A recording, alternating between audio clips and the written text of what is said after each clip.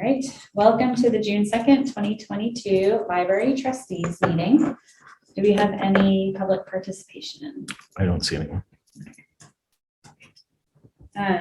Is there any correspondence? No. And we're going to next look at the minutes from May 5th, 2022. Does anyone have any? No chance to read them. Updates? No chance to read them. I looked very quickly where on public participation, it says ballet instead of ballot. There's a lot of little. So I'm also seeing issues. some names misspelled. Yeah. So maybe should we just table these till next time and everyone get our feedback back to Chris? Yeah. Okay. So let's do that. So we will do it next meeting. We'll talk about that next, or one of these things. Treasurer's report. I don't have the birth report from this quarter, because it's June 2nd and we don't usually get it until like the 3rd or 4th. I do have that email, the account amounts. Okay. RHL gift account has $6,408.81. The building fund has $983,926.86.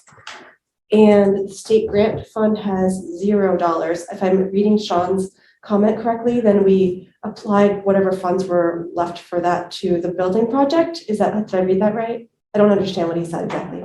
Applied funds to project waiting for last installment in the summer/fall. It's all just one sentence. I think that means he hasn't spent any of the grant money yet. So should there be more than 0 in there? No, we haven't spent anything yet. And then we're expecting the final disbursement in July. So the straight grant balance usually shows how much we've spent, not how much we have. Yeah, that's Yeah. a different number.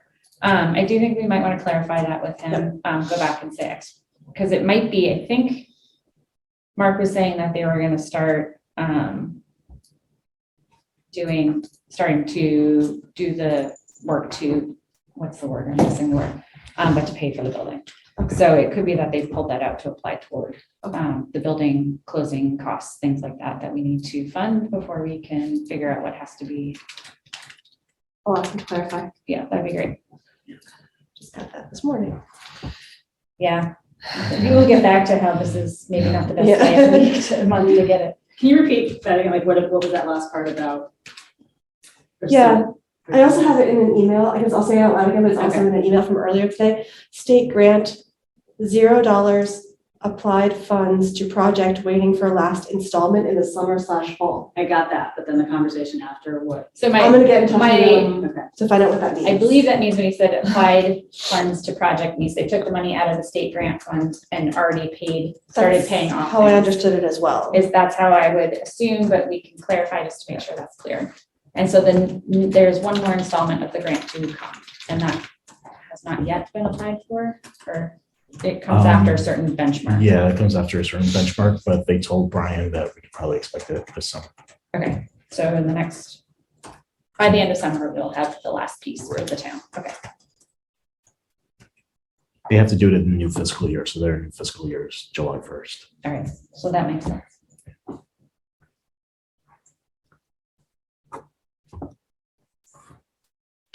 How about the friends report? Okay, some of this might be a repeat from what I said last time, because they discussed these things again, like the book sale, but membership, there was a book sale bump because they were passing out membership forms there. So they had 14 new and 7 return members for year to date 142. So that's pretty good.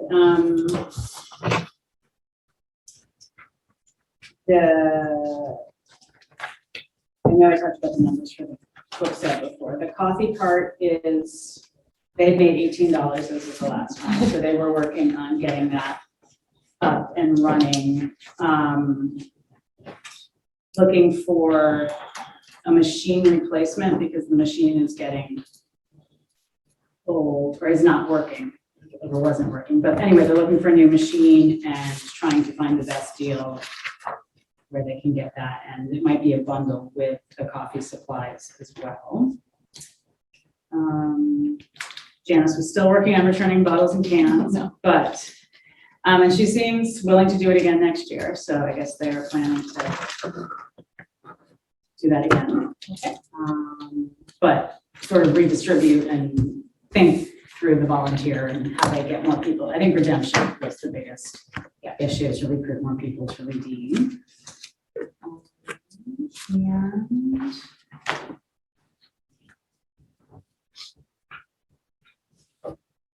And Thursday, they were having tables for that and thinking about what activities they could do if they were going to have books to. I know in the past they've given away children's books, so that was one thing they talked about. Temporary tattoos had been a popular thing they did in the past. If they want to give away puzzles. And that's a good idea. I think we should reach out to friends. Yeah. Sam, is there, I know I don't think it's happened in the past, but that third Thursday might be a good place to register kids for summer reading if that's something that is feasible. And I know those are numbered and whatnot, and there's a process, but. When is third Thursday?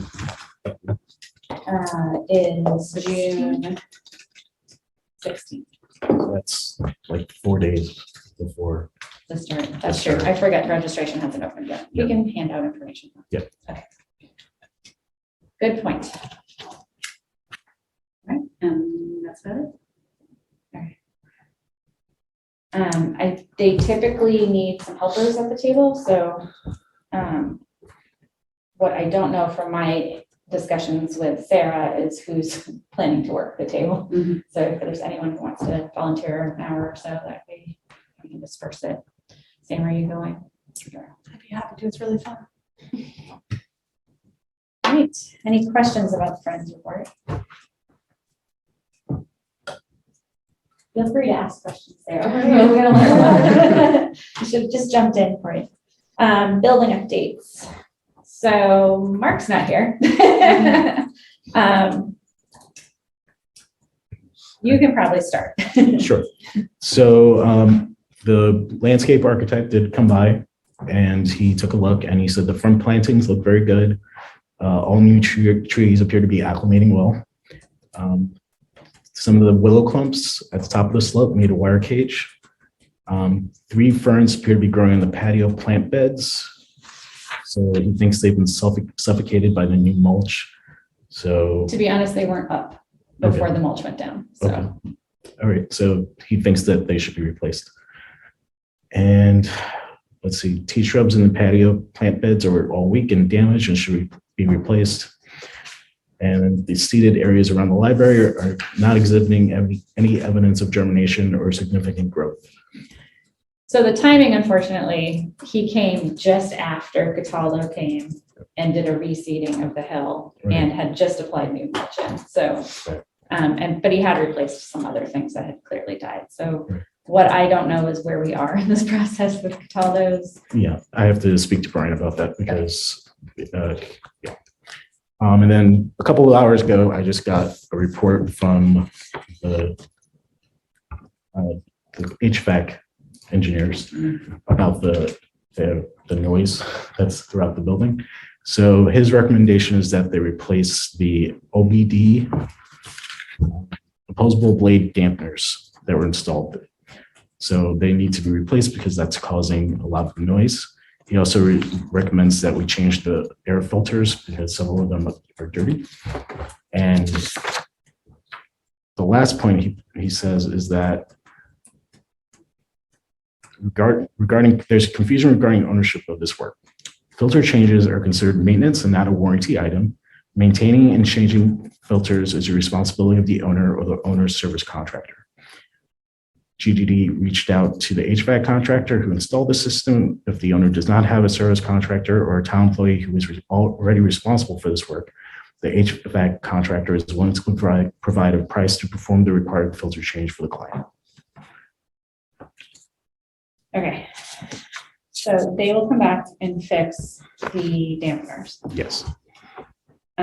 The air filters part is part of the goals we talked about with the select board earlier of what are these tasks we need to do and who is responsible for actually doing them? And do we know did they provide us any information by how often these filters need to be changed, how much they cost, those kind of things?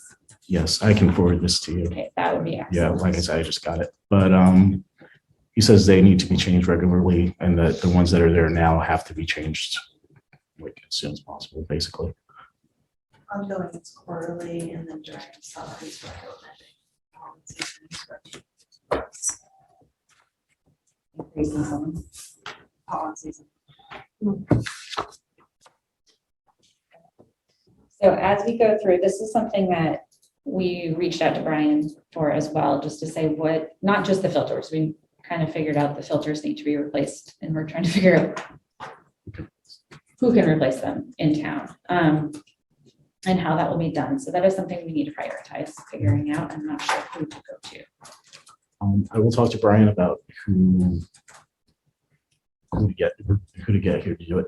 I remember that when GDD first gave us the walkthrough, they said that they might come back at around this point during the year to help us change their filters. So I have to double check with Brian about that. So it would be great if they are coming back to like do it one more time, to train somebody on how to do them, because I feel like there's this missing step. They are installed, but we don't know how to do it. So So right now it would be George. Okay. But does George know? And can Yes. George even reach them? that's the issue. George can't reach them.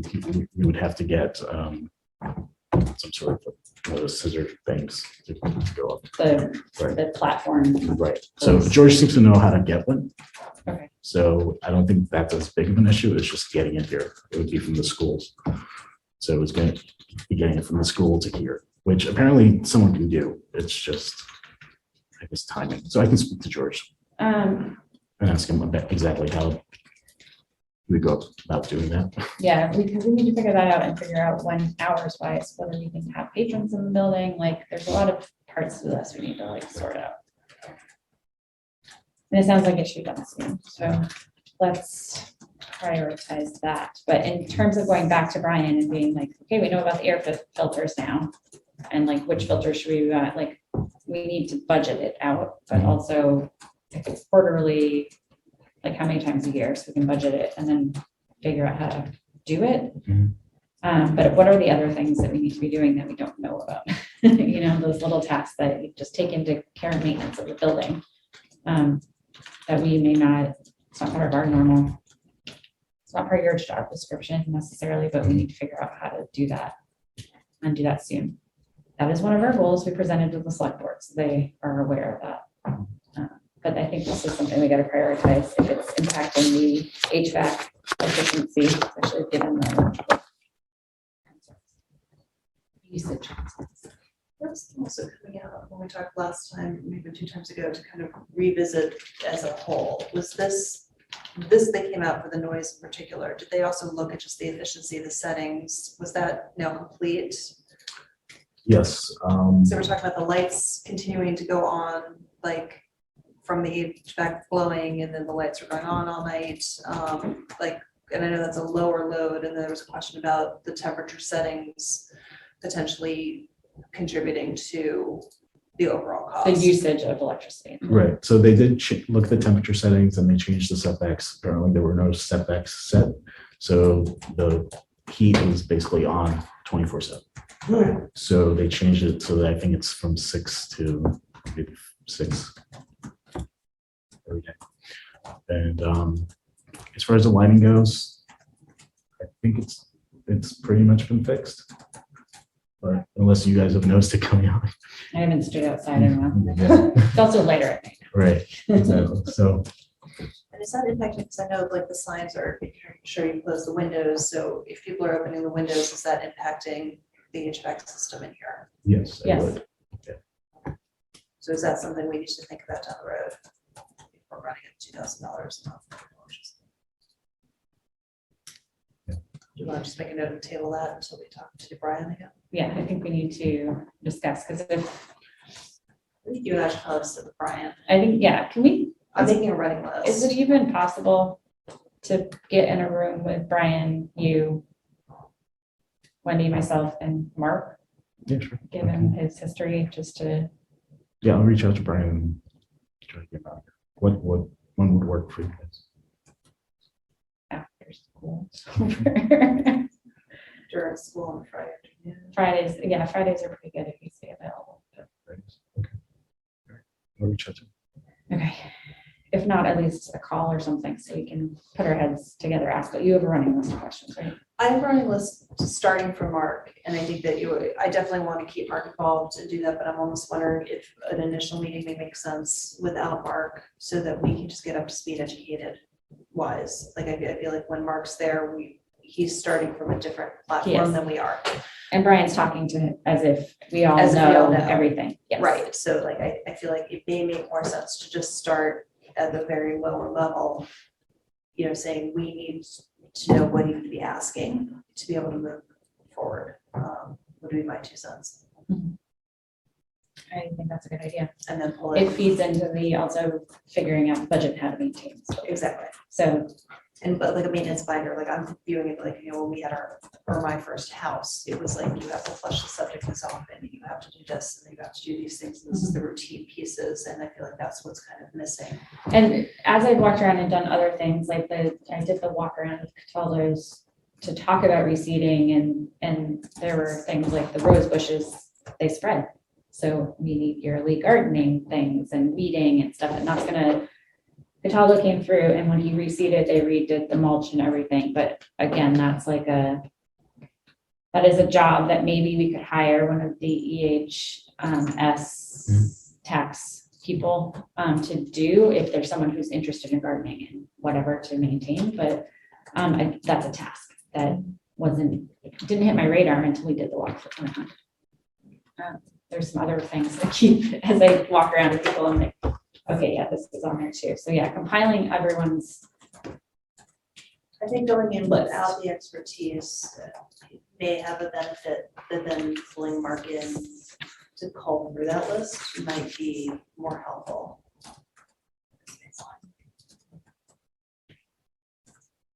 we'll see where that goes. Okay. So if you can reach out to Brian, we need to be educated. And Sam, just follow up, so I know that the HVAC setbacks are now set. Would that have hit this most recent electricity cycle or no? Do you know when they were done? Yeah, it was done at least more than a month ago. So like I don't see the bills, so I don't know how often they come out. When we get the bill, because I asked for it today, I do think we need to keep a running tally of our usage and cost and everything. The setbacks were changed long enough ago that I would assume that it should. We might have a month, but we also Yeah. had temperature change. Right. And the other thing we were going to correlate, I think, and I don't know if this is like, again, like was a Mark thought, I never made it back to this team or not, but are we correlating the amount of after hours and weekend use with energy bills? Because this is not a building that actually closes, you know, at a certain time on Monday, or is it being accessed on Sunday? And I know that in theory, the electricity cost is fairly low, but compared to the other uses, but this building isn't used 24/7 at this point. And I'm wondering if that's something that we need to really be looking at it and kind of matching up to kind of demonstrate why. I do think there's an increased usage, not only because the building's bigger, but it's being used more. It's being used really robustly, and I'm wondering if we should be gathering that data to be making that point, because this is not That's a good point. an empty library, you know. We have the meeting room count, like Yeah, reservations, we have. Yeah. So I think we can overlay some of this to just explain, this is what we're using, assuming that the setbacks have been calibrated correctly. It sounded like the bill, they were like, it's big again, and I was like, it's bigger than the old library, but the bill was less than it was, so in the peak of winter, so I'm wondering, we'll see what it looks like, and we should track that, but we should track usage, I think that's a big part of this building will cost more because it's being used more. And I think we're gonna have to, we talked about PR around that, so I think having a timeline of what we've done to address those pieces where there have been missteps, like, you know, if the dampers were wrong, or if, you know, the setbacks weren't set, but then also really noting numbers of people using the amount of meetings, pieces like that, I think is gonna be really important to have a full presentation back to folks. And I think that'll be important, especially in budget season when we talked about facility cost management piece, to go back into that. It's not in the library's budget, but we should be trying to show them this is what it will cost to run this building. Yeah. So I think that's important. That's a good point. Anything else from the building, Sam? Was there a plan to replace the dead or dying landscaping? So yeah, this report just came out. So there is a plan to replace it, but I don't know what that plan is yet. I know some of it was replaced. Some of it, clearly this person, the audit landscape architect, thinks there's more to be put. But, so we'll have to go to Brian for that. Solar panels, They're delayed. And there's gonna be a meeting coming up with Katrina, myself and Brian to discuss how to proceed. And the proposal on the table from Brian is to consider seeing if it's an option to have the final check cut and held, because the timeline around that was, there was a deadline, and I apologize, I don't have that date. But it had to be done by a certain time to access the grant money around that piece, and does not look like we're going to be hitting that timeline for installation at this juncture. It appears that it's not the biggest deal in the world. That happens periodically, and with supply lines and COVID, that's the risk. so it seems like we need Brian here for multiple reasons soon. And Brian's on it. He's had exceptional communication Great. with us and with Mark and with the company, and has got all the receipts for all the things, and is definitely problem solving it. Solar panels that have been manufactured out of thin air. So he has a couple options, and he's requesting to meet with you and I as of this afternoon. The request came out, and I emailed him back saying I would coordinate with you, and we would find a date. Yes, let's do it. Expeditiously. I am happy to do that. Okay. Any other building updates? You noted the mulch has been donated by Cataldo. Yes, so if you haven't walked out to the patio and looked down the hill, there is now a mulch path. Once they reseeded and they dropped a whole bunch of mulch, there's still more down there. And Wendy, John, my daughter and I worked to establish the base of a path up the hill this past weekend. So I don't think it's washed down the hill. It looked like it's stuck. So that was good. And so correct me if I'm wrong, you have ordered the signs. The sign should be in, I was expecting them by tomorrow. I haven't had a confirmation yet, so they should be here imminently.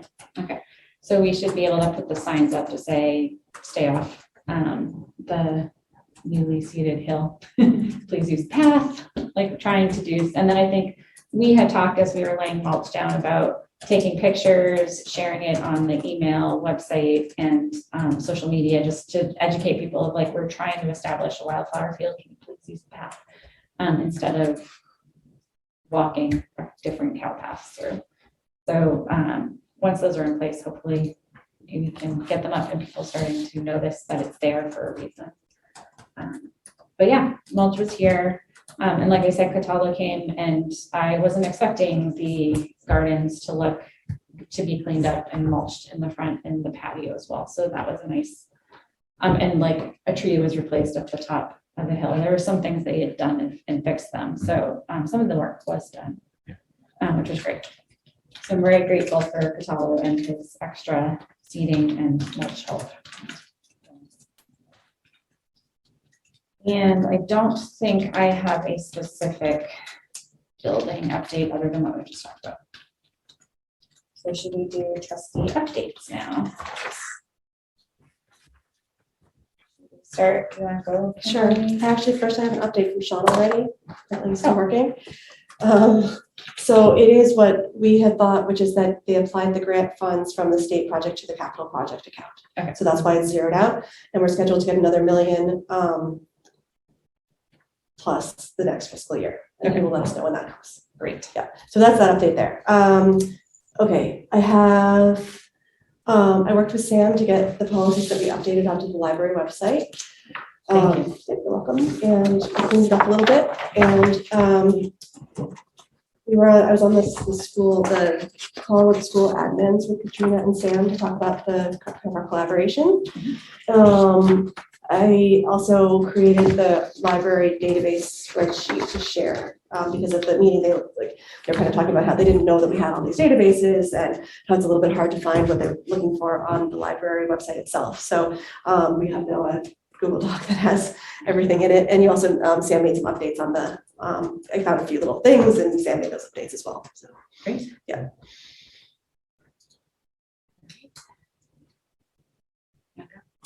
I mulched. And I'll be back there this weekend. We talked about it once. Yeah, we did talk Sure about that- one more now that we've let it settle. Yeah, so I'll be dragging the family back with me this weekend. All hands are welcome to come and do that.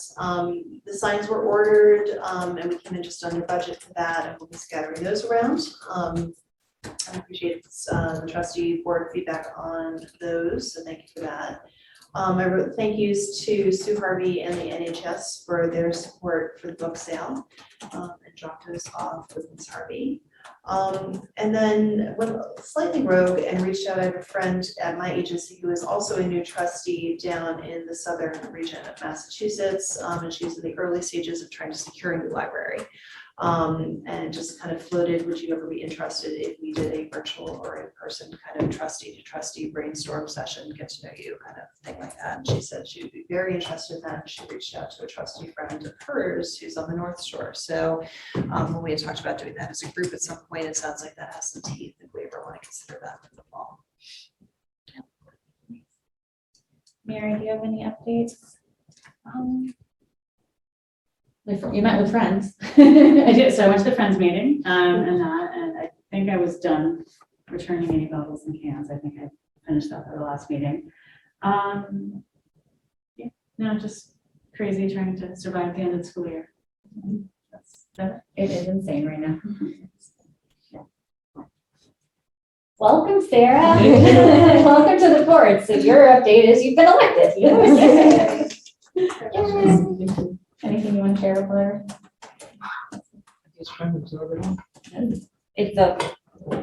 It looks like a steep hill to climb when you're starting, so ask questions. So I had a very busy month and I didn't realize it until I sat down and looked at my calendar. So I attended Cheryl's retirement breakfast. It was nice to see the staff all together and to send her off. We'll miss her. And then speaking of new libraries, Sarah Rombacher and I met with Westford's librarians and trustees because they are about to receive their MDLC grant to expand and renovate their library. So they were picking our brains for about advocacy and fundraising and our experience with our building. So I spent some time with them. And I am very grateful that we have closed that door and didn't have COVID thrown a monkey wrench in it. But I think our timing was perfect, thankfully. Let's see, I also met with Mark at LCTV regarding the Sturts room. There's still a cable issue that's being fixed or may have been fixed since then. True. That was making it harder for them to go live for any meetings there. So that's part of the reason meetings haven't been happening at the library. We were trying to brainstorm ways to do, to make that, if there were ways to make the Sturts room accessible for boards, like push a button and get to a recording kind of thing. And that doesn't seem really feasible, but we did discuss potential ways or technologies that might make making hybrid recorded meetings, kind of like what we're doing right now, more accessible for other boards or groups, community groups in town, things where they could make their own recording and then it could be shared with LCTV or on their own YouTube page, things like that. So Mark said we could talk to him about either using some of their kind of older cameras and things that they don't use very often or having it accessible here, or he would be willing to look into an OWL technology. And then if the trustees purchased one and piloted it, we could see if that was a feasible way of going about recording meetings, especially for smaller groups or boards in town who they'll never be recorded. And so if you don't attend their meetings, you don't know what they're doing. So that was actually discussed today earlier at the select board goals meeting. We'll see if that goes anywhere. So then I also set up the meeting with the school administration and just to reach out about our thinking about the ways we are currently working together with the schools and how making sure those are solid. And then also there's lots of brainstorming ways how we could support each other in the future. So there's a lot of ideas being floated around. I don't know if any or what will come to fruition. The main thing being summer reading coming up, that that's some of the principals and teachers have concerns about, especially the younger students, the literacy gains that they've had, having any summer slip may even put them back further. So trying to help promote summer reading right now. I know that Diane has been busy trying to promote that to the elementary schools, and Catherine's been in contact with some of the middle school and things like that. And then there was an idea of like doing the portal to the world here at the library and opening it up to the whole community, not just students. Beth Steele came back, had been reaching out to the teachers, and they have some ideas about making STEM kits or educational kits of things that we could put in our library of things, or make a kind of that way the kids can, or if we're targeting kids, I know there used to be backpacks of things too. But so that could be a way to enhance our library of things into an educational way that gives kids over the summer experiential learning opportunities. There was even something like binoculars when I talked to them, I was like, you can tell us this, the makey, but you have to remember not every person who walks through the door in Littleton goes to the schools here and has the think tank and everything. So what we really need is a kit that makes it's a complete kit. It's not just an item that they don't know what to do with. So like we need a little bit more filled out. So then they came up with like blending into our summer reading theme of Beyond the Beaten Path. There was like a binoculars with the bird guide and like a checklist of what birds you found, things like that. So there were some cute ideas in there I was like, we already have binoculars. So like, so there are some things that I don't think, again, they don't know we have, we kind of already have. So anyway, Sam can elaborate on presenting to the school committee today, just to try to help promote and bring awareness to the things the library has. Isn't just books, it's a lot of other things that can support students and teachers throughout the year. I have a question. You mentioned Catherine was working with the middle school. Is she working with the high school at all? Because I know, much to my dismay, the last couple of years, there has been no summer reading list for the high school. I don't know why, but there hasn't been. And it'd be great if, if you mentioned Catherine's working in the middle school, but I think it'd be great if she worked with the high school too. There's a reason for that. I was talking to Beth, and there was a specific reason there hasn't been one at the high school the last couple of years, but she wasn't sure if they were going to restart that. So I do think that's a good question. I can, Even if it's not required reading, but having a list of books. List of even suggested books. sure, I can talk to Catherine about that. And even if it doesn't get into the school stuff, then we can still make it accessible here. And is the school on their end promoting the link with literacy to families when they do their blast out? Explain what you're thinking. Like as an educator, I understand why summer reading links to not losing literacy gains, you know what I mean? But I'm wondering if that's made explicit versus like summer reading's a fun thing you get twice at the end. So I do think Diane's speaking directly to students and not to parents. But as a school, I wonder if the school, The like school in their will put it- language. We'll take our things and put it in the principal emails. But again, I don't know if that's actually being explicitly said by the school to parents, but that doesn't mean we can't do a social media and email blast to explain why summer reading might be something people want to consider, especially this year after 2 years. I wonder if they'd even be open to like the reading specialist, just putting a plug in. Yeah, In addition to summer reading, there's, library, this is why, the why behind. the why behind, I think that's a good idea. Because I think it's really viewed as like a fun, cute thing the library does. and isn't it wonderful that, the community kind of wraps around, but my experience with it as a parent is, it's not really, it's like a fun thing. It's not an educational thing necessarily if it's not explicitly drawn, and I think that. So we're kind maybe of we right should just without take it that. on and like in the next couple of weeks, create a social media visibility campaign on our own end of like why this matters and get it into the PTA. Like we have some good links, connections to people who can help spread the word of why it's important. So maybe that's something we should work on in the next couple of weeks. I know that the materials of what summer reading is, why, like the incentives for the kids to read, like those things are there, but the educational piece isn't necessarily highlighted. I think it's ripe for COVID right now. I do too.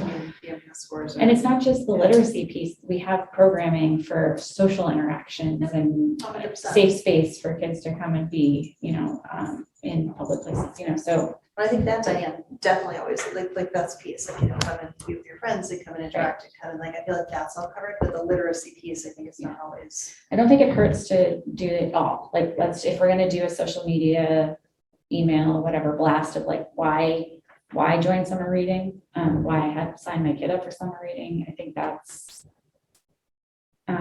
it's worth to plug it all. It doesn't hurt to plug it every year because, And I always forget that there is also an adult reading program. So, well, the last couple of years I did it, but before that I did, like, kids have always done the summer reading program. I never knew about the adult program. So I think, incorporate all levels. Yep. So everyone knows.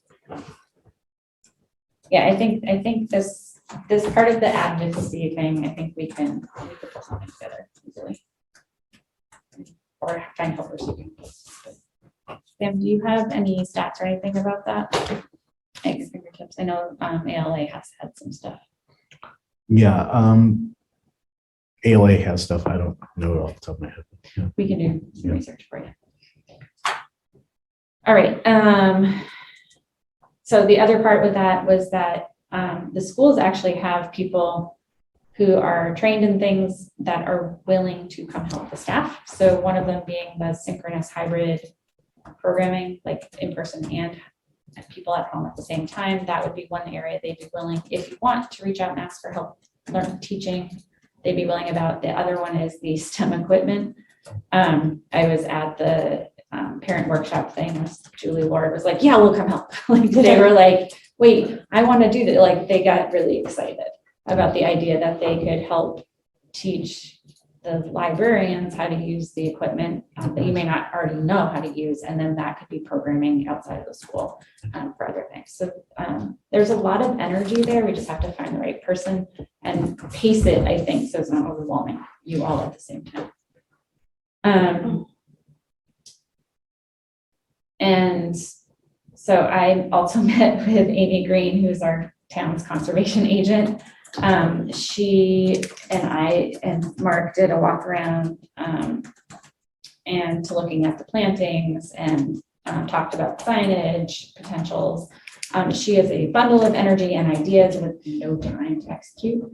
And so she had some great ideas, some fantastic ideas. So one is, so Pollinator Week is June 20th. That week she's actually scheduled our library to be part of the like a library native pollinator preservation tour of local gardens and plantings. We're going to be paired up. Littleton and Chelmsford will be at the same time, but these are native plantings that help to protect pollinators. Ours is low water. Like there's so many benefits to it. So our date is set for June 23rd, which happens to be Pollinator Week. So she also sent a list of books she thought would be great to have in the catalog. I sent those on to. Yes, Talon. Yeah, we had some of them. I think we ordered the rest. Awesome. The talk of being, so for the tour, making sure there's a book display up. I also reached out to her and asked, she's like, I have all the information about the plants.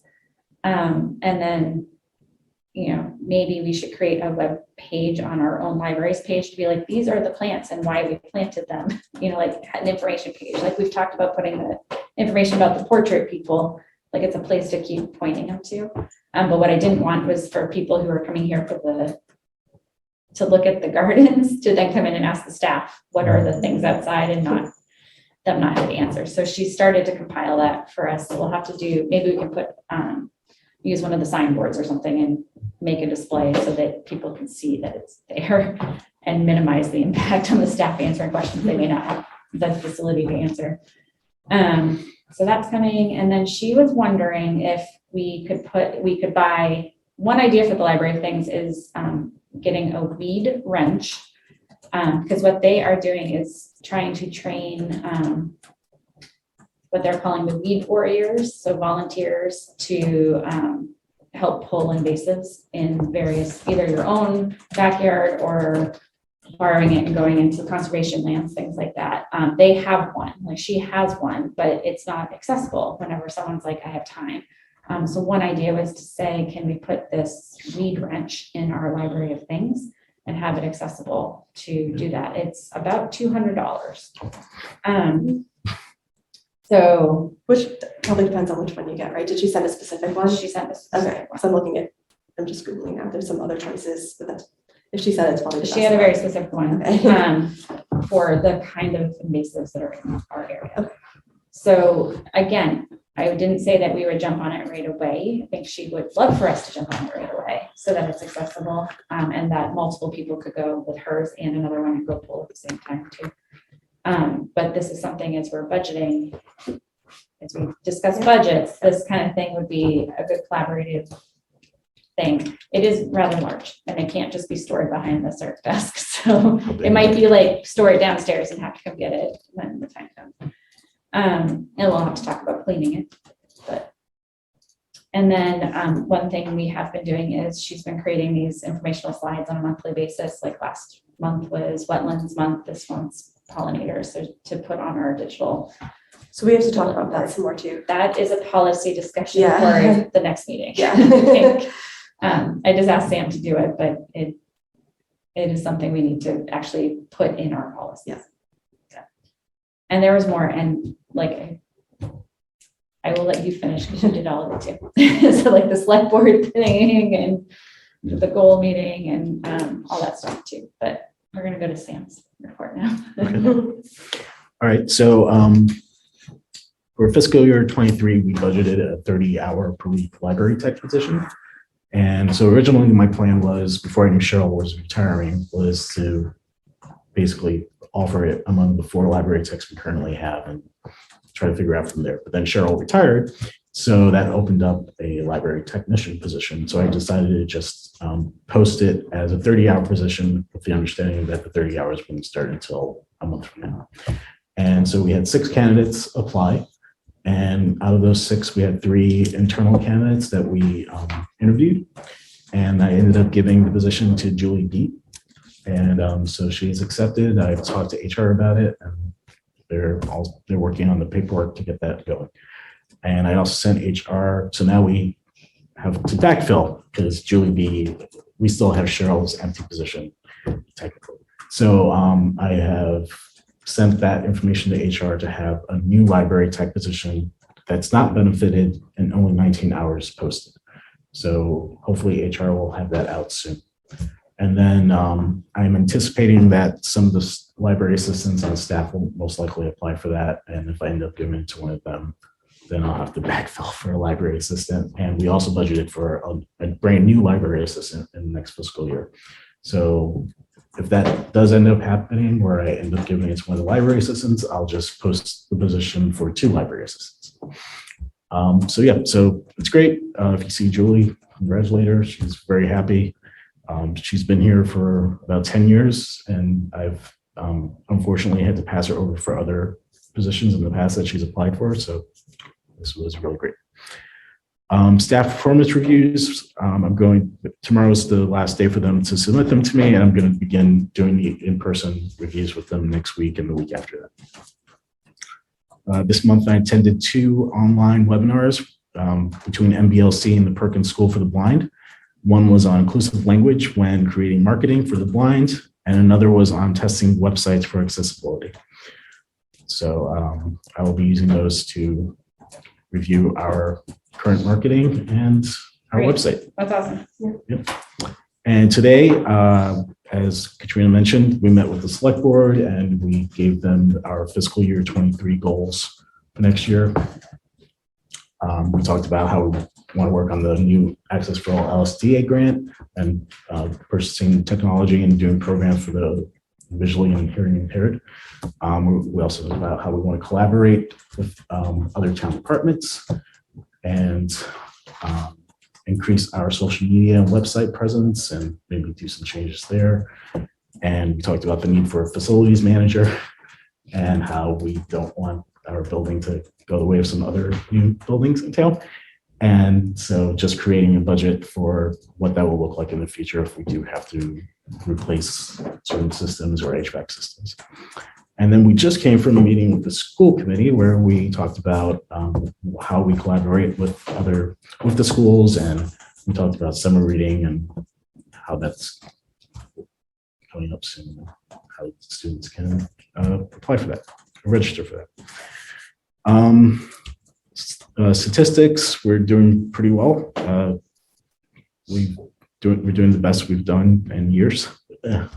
And circulation's up, door counts are up. Where the budget goes, we're doing pretty well on that too. We're getting towards, this is the last month of the fiscal year. So we're closing out payroll and materials. We're starting to spend what little is left, and we're very close to reaching MAR if we haven't already met it. So I don't think that'll be an issue as far as receiving our certification for next year. And yeah, so yeah, the rest of it is just stats. Oh, the staff also gave some of their reports that you can read at the end. They liked, some of them liked giving it, some of them were a little worried about it. But yeah, they like sharing what they do and all the little updates they have. I actually like the insight into what they do. Yeah. It's really nice. Yeah. Is there anything that they, in doing this and that they need support? And I see Catherine has come up with a lot of in-house YA programs for the summer. Does she need any volunteer help to execute those? No, she's been using Priel and Declan a lot. And they're working out well? And they're working out I very know I've well. seen them both working in there. Yeah, she loves getting their help on things. I'm glad that's working out. So what objects are popular in the library of things? The hotspots are a huge thing. This time of year, the telescopes are always big. The telescope is always big. The board games have been going out. That's been pretty good. Actually, love that kind of thing is going out. Yeah. Anyone else have questions on the director's report? I just have one thing, thinking about Catherine and all of her things. I don't know if this is a possible thing or not, but there's a children's newsletter, and there's the everybody else newsletter. Mhm. And like Amy's too old for the children's one, and it's fine that it all goes kind of in the adult one, but I just don't know if there's a way to kind of catch the middle, or even, or not even catch the, but like also to get off the children's room one without getting off the other ones would be a really nice thing too. Okay. So you But mean just like a team newsletter? Or? Yeah, I can. I don't know, just like I don't want to make more work for her, but like I was just scrolling through the Reuben Horror Library one that we just got now, Mhm. and you have to get through like 18 other things before you get to That the is young definitely adult part of stuff. the, I think, auditing process. Okay. Or emails that Okay, yeah. I'd like to figure out. So maybe that can go into that process Okay. as we assess it and then figure out how to do it. Yeah, it used to be everything was just all in one, and then Diane asked me if she could start her own. Which was great, Yeah, so which is great if you've got a kid that's that age, right? okay. Yeah, so yeah, I can talk to Catherine. and see if she So wants hold to- that into your idea when you're auditing your stuff. I wouldn't action on it Right. until we do the full audit. Yeah. Of our current. Or my recommendation would be hold that idea and let's figure it out as part of that process.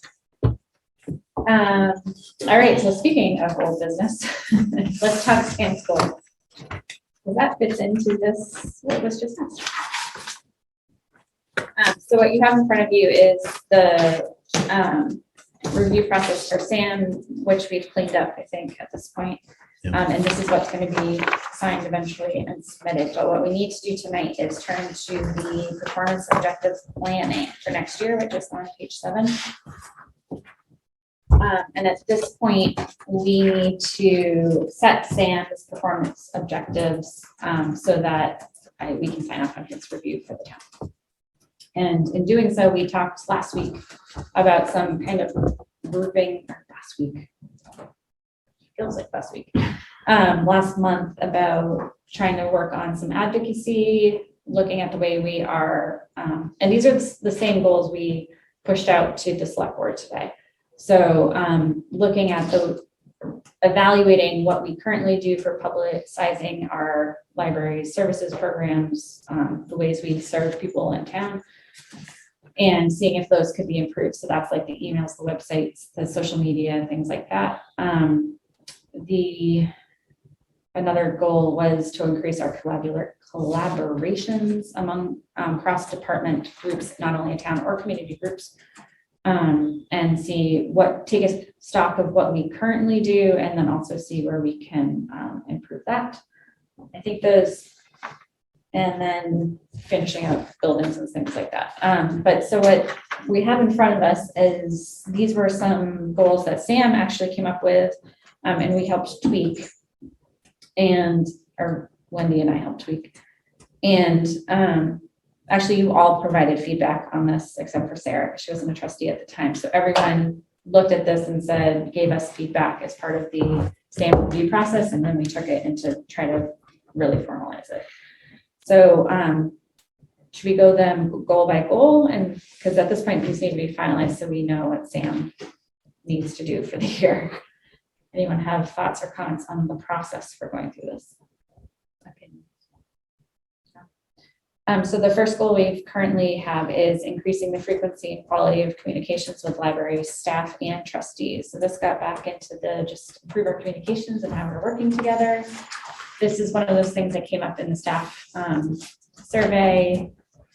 I think we've all talked about this one a couple of times. So Sam is going to establish regular calendar staff events like quarterly staff meetings. He's working on meeting with the department heads on a regular basis, and improving staff emails, newsletters for those what he doesn't see in person all the time, and meeting with them one-on-one.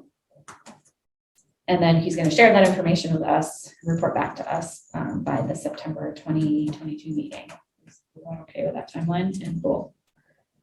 Okay, and as part of that goal, Sam needs to keep us informed, and we need to do an assessment of our director's report and make sure that it is answering the questions we have, like, and tracking it so that we can actually understand what's happening, so that we can advocate for the library. So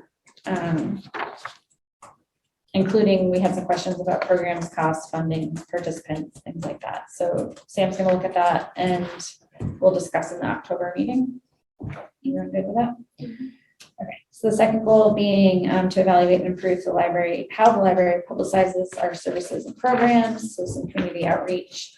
And so Sam's going to look at the quality and frequency of the library's communication publication system. So that is the various emails, social media, flyers, etc. So we can, including details of how often it's opened or viewed if feasible to get that number. And then looking at, one question I'd be is, are we too dispersed? Are we too long? Like, we've got to look at the quality of that and whether people are actually looking at it. And then our social media, looking at Facebook, Instagram, Twitter. I know various departments are on various things. So kind of let's have a report summarizing what we do currently do, and we can talk about where there's the best feedback, bang for the buck kind of thing with time engagement. So Sam's going to review the current system and be ready to discuss in November.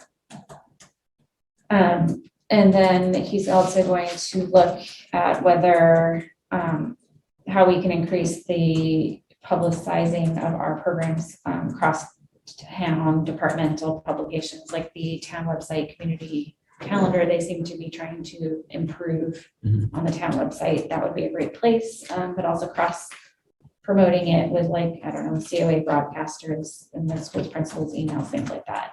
So how much time would he need or the staff need to be able to do that on a more regular basis? See if we can implement that by the end of this calendar year.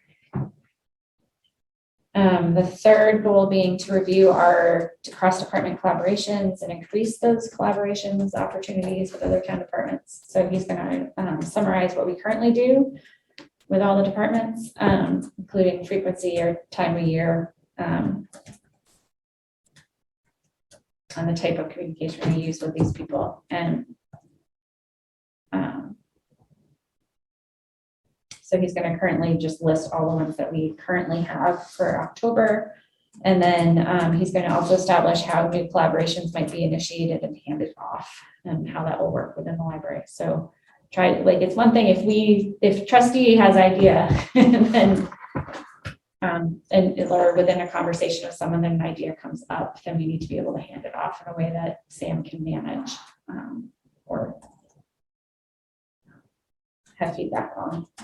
And then he's going to later on in the early next year reach out to see where other new ideas can come out of. And in the end, it would be great if we had like a calendar of regular occurring things. Like we know in March, the summer reading program theme comes out. Maybe that's a good time to collaborate with schools and figure out if we can get their lists or something. Those kind of regularly occurring things would be good to see how that would work. And then Goal 4 is to plan and implement more adult programming, including, unfortunately, there is an edit here that needs to happen. So Sam's going to go through the current adult programming offerings, measuring attendance, figuring out the type of programming that the community wants and the mode of delivery, such as in-person, remote, or synchronous, and then look at reporting on that by the end of this calendar year. Sam will have the library host a Littleton Reads event. We don't have a date for that yet. Sam, do you have feedback on that? 2023.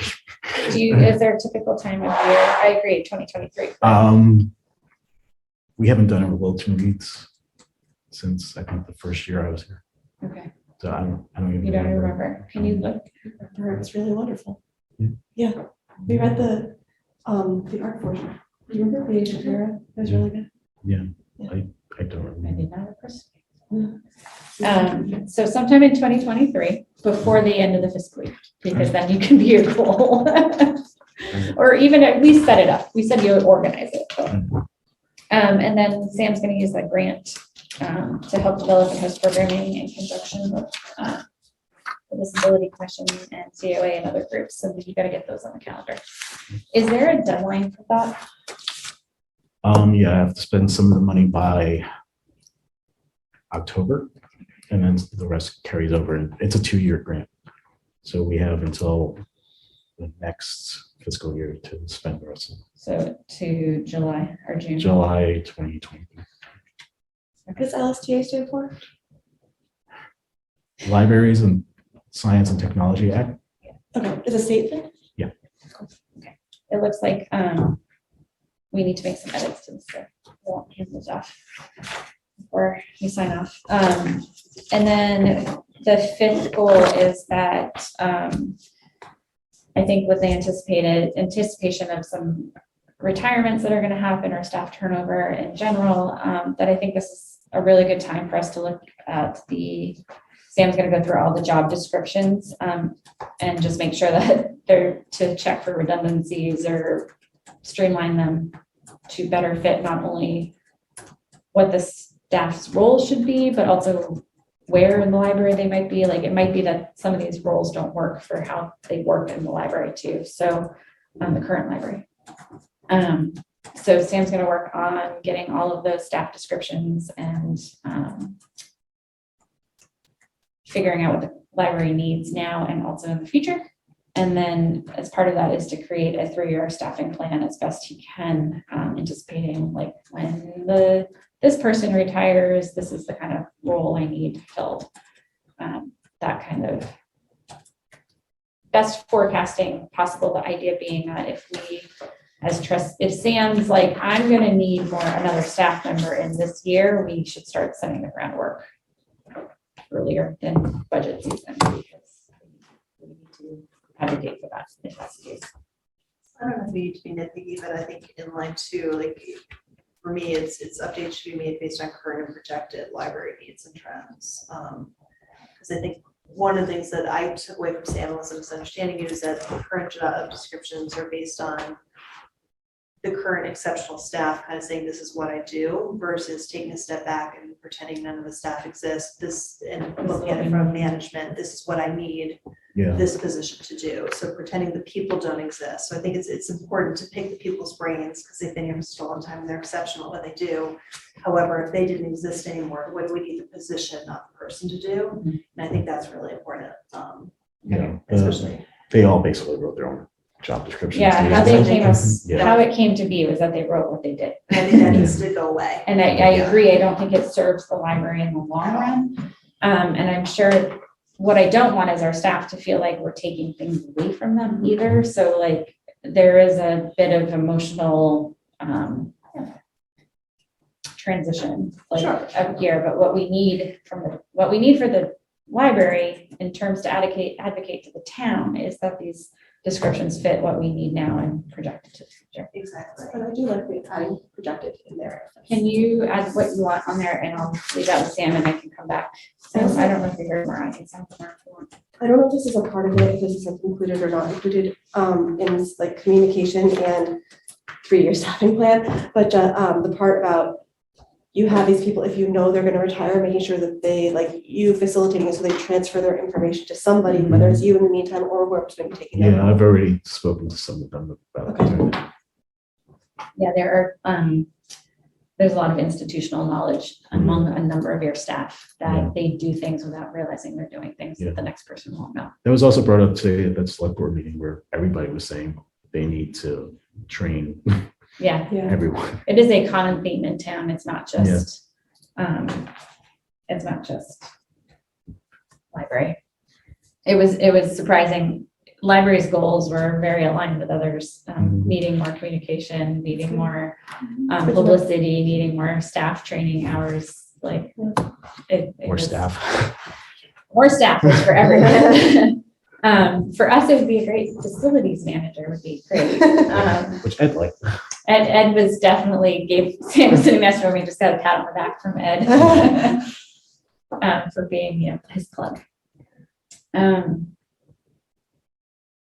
Yeah, so if there's any comments on there, Sam, we have to the end of the month, so you tell me when you want. I can hand these to you for Yeah. editing, and then I can come sign it whenever. Or Yeah, if you wanna- whomever the chair is can come sign it whenever. No, actually it would be you because it's for the, It is this year, isn't it? Okay. yeah, I'm gonna be off tomorrow, so if you want to Next send it next week. that's Okay, fine. here, take these to edit. All right, Oh, sorry, Jan, just Yeah. going back on goal, I think, do we have to worry about some kind of projection around how we're using the LSTA grant, or it's sufficient to just say we're gonna utilize it? If we don't need to plan for how we're using that over the next year? So I already submitted an application that basically says how we're gonna use it. and- Perfect, then we're good. so you have the what you set out as your goals, and then you have a reporting mechanism at the end of the grant, right? Right, yeah. In October, I have to send them a report of how I spent the money on a lot and what sort of programs we're on. And I did appreciate today when you were presenting this grant as part of our goals that you pointed out, working with EHS and the disability committee right there, so that there's a room full of people out there who want to work with them. I was gonna say, like, I would agree how this needs a really tight book, right, it all goes together, so we're looking at STEM. I love that there's nothing in here that I'm gonna buy all the furniture, yeah, let's get you back directing. I know, this is library stuff, Sam. This isn't a building. Director, yeah. So what is not on here is managing the building, and that is still kind of going on as part of your everyday task, right? But But it is nice to see, and it is really, it's heartening that you get back to your roots and stuff that I know you really missed. So I'm glad for you on that, and I like seeing that it really is pretty seamless. So you have this real passion and energy around disability access, and that ties in with different parts of town, and those are connections you've already made, and that's been really important, I know, to this board to make sure that we are being a good neighbor, and so it just kind of all comes together. So I really appreciate your thought and all that. Thank you. I think these are good goals Yeah. for something in the future soon. I would say that I know we threw out some benchmarks here, and I want the trustees to recognize that they have been really weighted towards the first 6 months of an entire year. So if Sam's like, I need more time, I am willing to work with him on these and not fault him or him for missing it by a month or two.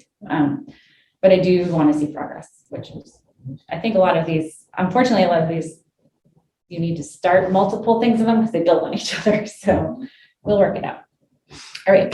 So moving on, our new business, we now need to elect our new slate of officers.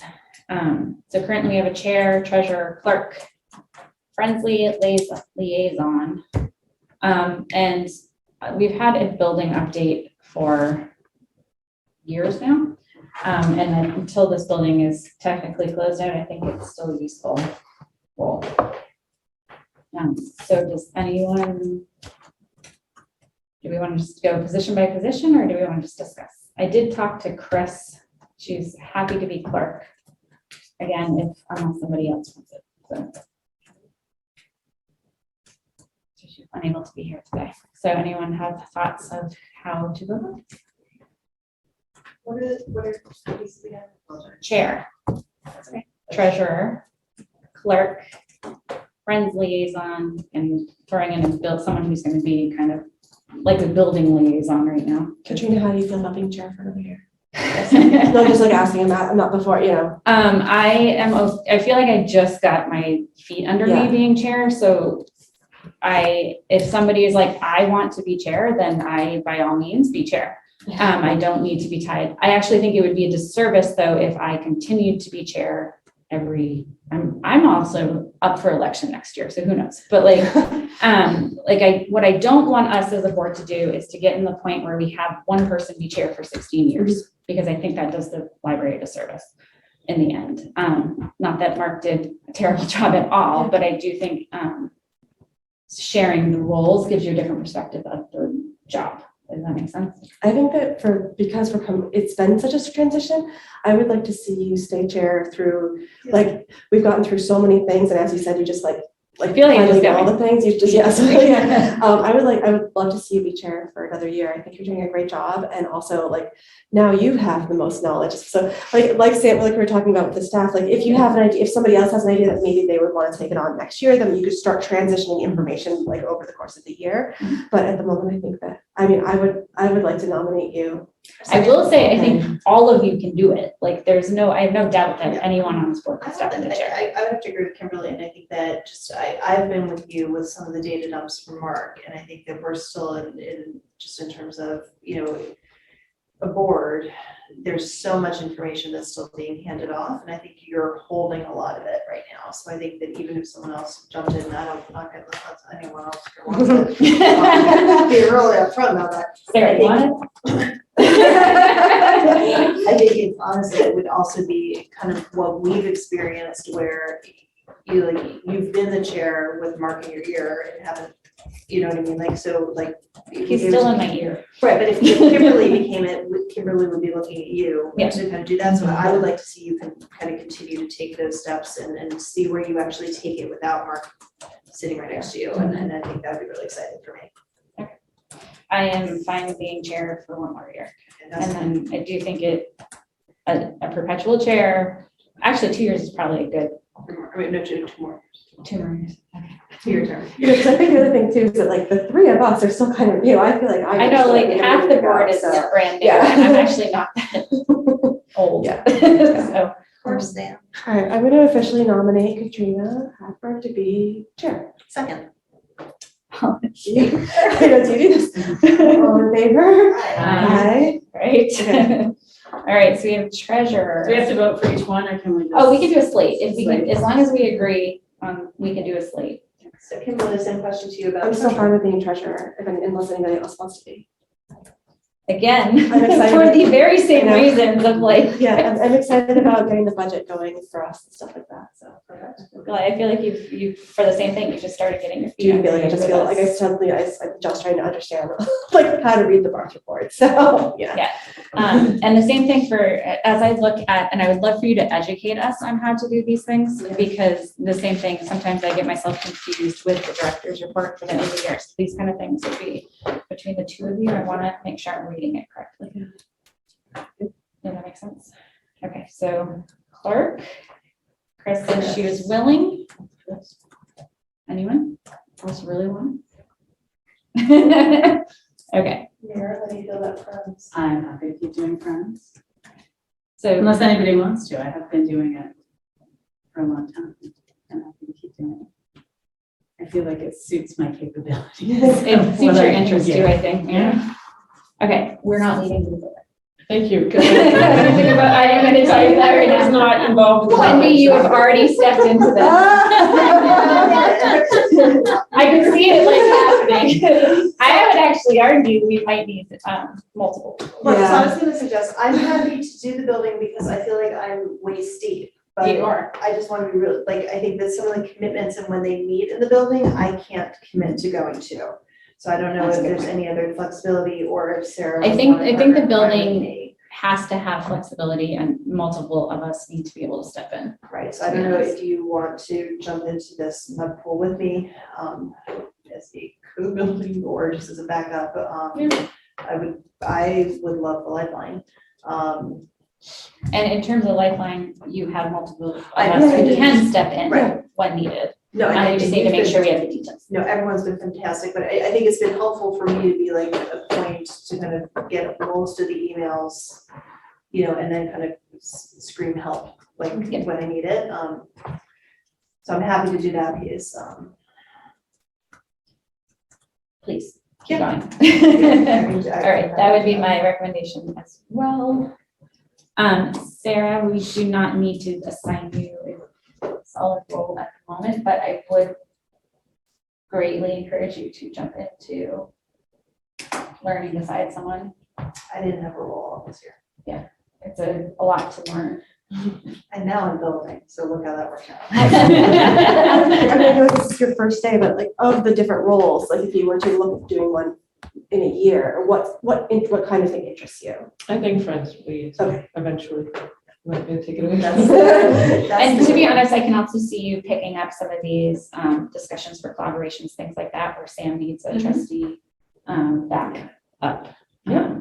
Or a person. I can see that fitting naturally into your skill set and interest. Yeah. It's kind of like this.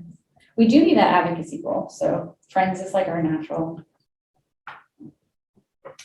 friend in that way. So feel free to attend the friends meetings if you can and jump into anything else that's happening. Do you want to nominate this as a slate? Oh, sure. Okay, I'm gonna nominate as a slate for chair, Katrina. Do I have to do last names? I'm gonna feel stressful if I do last names. I'm gonna like say it wrong. Okay, chair, Katrina, treasurer, Kimberly, clerk, Chris, friends liaison, Mira, and building coordinator, Wendy. As you will know all of your last names, so that's like Second. All right, all in favor? Aye. And anyone opposed? Are we calling it building coordinator, building liaison? Oh, yeah, what's it called? Yeah, we don't have a name, I just threw a building. That works. I just need to know which building goddess. Which makes it hilarious when you think Mark was. Take that far. What are the rest of them? He could only wish. he could do that. Liaison, because it's a friend liaison, right? Okay. I'll be sure, building liaison, okay? There were, so I obnoxiously went through like a bunch of things that I think each role kind of needs to target this year. I'm happy to meet one-on-one if you guys want, because I know this meeting's going on. So I can just share my, like, this is what I threw out there, and I'm sure you guys have other pieces of that that you also might be thinking of, and then maybe we can discuss at the next meeting, just to make sure we have goals as well that we are working toward. So the next one is our meeting schedule. So, next agenda item. Clearly, the first Thursday in the month, at least in these recent calendar years, have been very close to the beginning of the month, which makes it very hard to pull stats. For Sam to pull stats, for the BART report to arrive, for lots of other things. So we've kind of tossed out the idea at the last meeting of perhaps moving our meeting from the first Thursday to a different regular encounter. When, I don't know if, I'm hoping you guys looked at your schedules, but the one constraint I see is that I think in order to have our meeting before the Friends meeting, it needs to occur before the third Wednesday of the month. Okay. Does that make sense? Because you're delivering news to them, Mhm. and if they're first, then if there's too much time, it could be kind of hard, right? I mean, Not it's sort of right in the middle now, so I'm sort of delivering news from 2 one weeks ago. to the other, so it's 2 weeks apart now, so I don't know that It doesn't matter at the moment. right. Which you're gonna get me agree either way. Okay. Yes. I don't think- All right, so we should pick the one that we want to pick. Do we have to meet on Thursday? There is no reason that we have to meet on Thursday. Chris said Thursdays work for her when I asked her this question earlier. What night are select board or school committee meetings? So select boards are Mondays, school committees are Thursdays. School committees typically are second and fourth Thursday of the month, but they, depending on vacations and time of year, they get a little different. Like tonight was one of their meetings because the school year ends. So one of it is on feedback, and I don't remember which Tuesday it is, and find out, but that's gonna be childcare or like a carpool issue for me. I think it's the same Tuesday, but otherwise. So when I look at the town, maybe we should also consider the town calendar and all the meetings. I mean, we record our own meetings, so really we aren't constrained like what if we needed LCTV. Just saying. But again, I have a similar issue as Wendy with Parks and Rec meetings, so. That's I think true. Their second Tuesdays. if they're not. Okay, so I'm hearing Tuesdays may not work. Well, it's just the specific, it's the June 14th is his, so it must be the second Tuesday. I can't do the second Tuesday. It's just Thursdays. My husband has a standing social event and that's the one night a week that my daughter she has dance and I'm losing my driver next year. So I'm already relying on friends a lot recently to drive her to dance. So I don't want to have to do that consistently. We might need to coordinate our drivers for Thursday dance. Because I can otherwise do Tuesday, I just can't do the second one because of, that's what it looks like feedback is. It's the 9th, the 13th, the 11th. Is what it looks like on his calendar.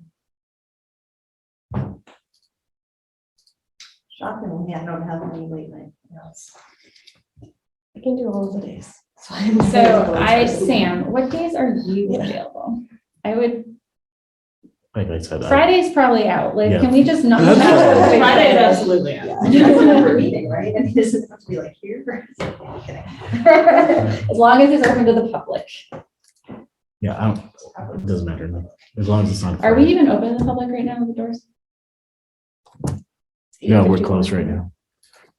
But when we started, we were We were open. Yeah, open when when we- this started. And we're open by. That's true.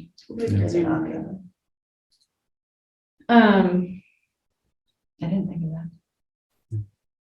We have to unlock the doors before our meetings on these nights. I mean, Wednesdays are good nights for me if we're moving nights. We are one Thursday a month, not two, which is nice. Wednesday's friends though, right? the Wednesdays is third. So the third third. Wednesdays. So the other issue, and maybe this is a good reason not to do these things, is the Board of Health meetings are on second and fourth Wednesday. But we can set ours and then hope nothing happens. Or someone has to be chair. Thoughts, guys? I mean, I have no, I have no, like, I need it to be this day. Well, I'm hearing Tuesday is open aside from the second Tuesday of the month. If that worked for Sam. I can't do the second or third Thursday, Tuesday of the month. Okay, so the first or fourth Tuesday. But And the the first first Tuesday The Tuesday first we have Tuesday, so we gotta membership. avoid the Okay. first week. So it could be the fourth Tuesday, it could be, What did? so it could be so fourth Tuesday, what did people say about Wednesdays? It couldn't be the third, Not the third. so it could be the second or fourth Wednesday. If that was Board of Health. But we, But that'll we should actually- set our meeting and we can adjust, I Right. guess, if we need to. But And then the Thursday, if we kept it Thursday, it would be, that didn't work. What, as I well. mean, I can, if it's once a month, I can, figure it out. we can coordinate rides, I'm serious. John has to get Lauren. But what On time is she? Thursday, Is she, I don't know, she's with classes. but okay. Is it her? It's advanced, she's in advanced soft and hardship. She only does Irish stuff. Lauren being there, so Lauren's joining that advanced hardship, I think. We can coordinate this.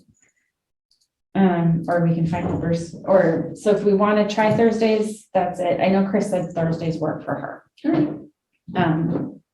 What I don't want is it to be so bad that we can't. We'll figure that out. Right, it's been 7 to 9 for the advanced, like sharp, soft shoes first and then hard shoe. So that's why it's hard. I'm like, can you drive my kid to and from? We can always drop her off. Thank you. I mean, I don't think my friend minds, but I just feel that, the last 3 weeks. I missed the I would same definitely thing. not mind if it was me, so I'm guessing it's from. Okay. No, I mean, she's going anyway, and she lives on my side of town. It's not like she's going. Is there a reason not to just do the fourth Tuesday then? There's not a conflict with anyone. That's getting kind of late. Except, oh, If, because if we're getting all the stats, if we need to change anything based on the stats? So I'm going to say, let's do, I know Chris also said Thursdays, so if we can make Thursdays work. Yeah. Let's keep Thursdays and move it to the second Thursday. Yeah, sure, second Thursday. Let's give second Thursday a try. Sam, if we end up in the middle of the year needing to set our schedule differently, we can change it because we control our own recording, right? Yep. Okay, so let's do second Thursday. And then should we talk about summer? Yes, so that was my second, thank you for reminding me. So I have never known that we don't do one of the meetings in the summer because that's never happened in my experience here. But apparently the trustees used to take off and do one meeting in July and August versus 2. So we could either just skip a month or we could set a date in between. The second of Thursday of July and the second Thursday of August and call it good. Second Thursday of July, I could just not be here, but I will be in Mexico. I was gonna say, I'm on vacation that week too. Okay. Yeah, it seems like yeah, anything I would skip July and do August, because at that point we'll have summer reading underway and. Sam, do we ever need, so again, I don't know what happens on a year we don't need to meet every month. So is there any reason that we would need to meet before the second week of August? That I can think of. I don't think so. So the only thing would be if we, and this wouldn't have, we wouldn't have to do this as a whole group, but if we wanted to try to get our budget stuff together, that we would meet possibly independently for that and then present it in August or September. I think we can present our, so the budget needs to be submitted to the town in November, Not that one, the internal budget. internal budget, gotcha. Yeah, But we're allowed to meet in small groups. Yeah. Less than or 3 or fewer is not a quorum according to our policies. Right, so we could meet, like you three could meet. you mean about buildings, Talk whatever. budget, we can meet about building, we could do the work. Yes, we can Sam. absolutely do small group Yeah. work. And does the 3 include Sam or is it 3 and Sam? It's just trustees, Sam, as an employee of the town. Okay, so I mean, that seems very reasonable and that would let, if Sarah had questions, she can get up to date on anything and that lets the building, I feel like we'd also have more of that issue because the reality is I can't see any of us doing anything between now and July 1st anyway. I mean, realistically, with the end of year stuff. Stuff going on. I mean, we'll be doing stuff. Right, like in a meaningful, I mean, I'm mulching, but I don't know if that's worth the full report. It is very meaningful. Is it worth the full report? I don't know. I feel like I'll be better prepared by August 11th. Okay. Is that what it is? August Yeah, 11th? absolutely. Okay. I will also be away then, just, Oh. but that's, I mean, I'm not around much this summer, so Is there a week between the end of July and beginning of August that you are? Or should we just stick with the August meeting, July? Thursdays. Who is around on the August 11th? You're I can make it work, everybody have to. I think I'm gonna have a friend visiting that week, so. She doesn't want to come to our meeting. Well, I'll be on the Cape. Oh. I will be available for Zoom, but I'm not gonna be in person. Yeah, as long as that doesn't go away with the state in July, right? We might all have to rethink. Even if I called in, I mean, I could call in, right? Yeah. I just. It depends on the remote participation clause of the state. Oh, is that a bit? Oh. I think we can just then set it and just see who we get in Okay. July and see who we set in August. I mean, we don't have to take a month off either. If it's a short meeting, it's a short meeting. But again, without Chris here, we don't really know who's gonna be around either. Okay, we'll definitely try to do the August one. Should we So do August a, 11th? Why don't you keep both on? I mean, let's there's keep no- both on. So the 14th, And, that one, I'm sorry. is that the one you're talking about? It sounds like we're keeping July 14th and August 11th. Just as a, so Katrina and I will both not be here on the 14th. Oh, I won't be here on the 7th. I'm sorry. Oh, okay. We said second. Oh, I can't do That is that. the second one, Apparently, yeah. the second, I can't look at a calendar. The The 14th camp is the colors. second. Right, I will not be there either. I'm sorry, I'm looking at all the camps and it's very confusing. Yeah. Okay, so the 14th, it's me and Mira that wouldn't be here. But we could put it, I mean, it's fine. As long as we get 4 of us, we can have a So meeting, it's depend right? on Chris. So if Chris is available, we'll meet on the 14th. If Chris is not available, we won't. I mean, we could do the email saying who's here on the 14th, who's here on the 11th, and pick the one that we can get for it. Just the one. I mean, Well, we have enough on the 11th, it sounds like.